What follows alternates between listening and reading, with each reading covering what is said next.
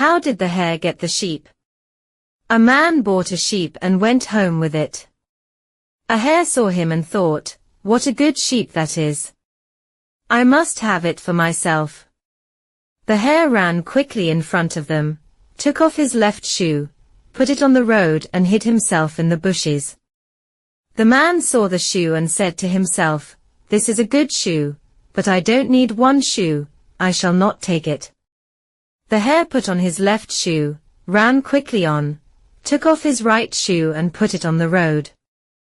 The man came up to the second shoe, stopped there and said, "Oh, this is the right shoe and the other one was the left shoe. I shall go back and take the left shoe and then I shall have good new shoes." He tied his sheep to a tree near the road, put the shoe near the sheep and walked back to find the first shoe. He looked and looked for the shoe, but could not find it. While the man was looking for the left shoe, the hare took the right shoe, untied the sheep and took it to his home. When the man came back, he found no sheep and no shoe. He cried out, "What a fool I am!" And he was right. Mother of donkeys. Once there lived an old woman. She had 2 donkeys. Every morning she went with them down the street to the fields. One morning 2 young men saw the old woman with her donkeys and shouted, "Good morning, mother of donkeys." "Good morning, my sons," the old woman answered and smiled at them. Sacred pythons. One day, a very long time ago, some of Nai people went hunting. They walked and walked in the bush, but found nothing. When night came, they were very far from home.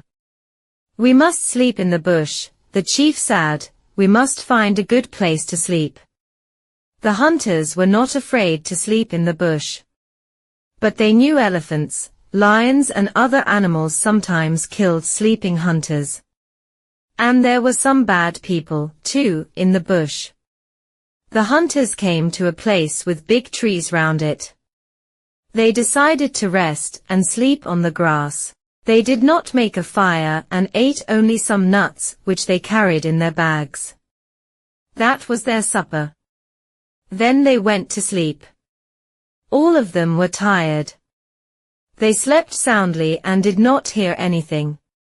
They did not hear that their enemies were coming nearer and nearer to them. But in one of the trees above the sleeping men something moved and fell down on the head of a young hunter. He jumped up and cried a big python was on his head.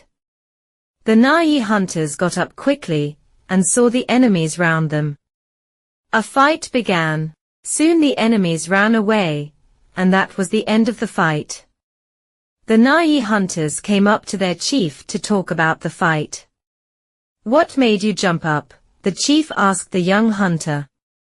"It was a python," he said. "It fell on my head, but it did not kill me." Then the chief said, "From this day on our people will never kill a python. That python saved our lives. Pythons will be sacred animals in our country. Even today the Nai people love pythons. If you go into their houses in the rainy season, you will find a python there. The pythons never harm anyone. They don't eat even the chickens.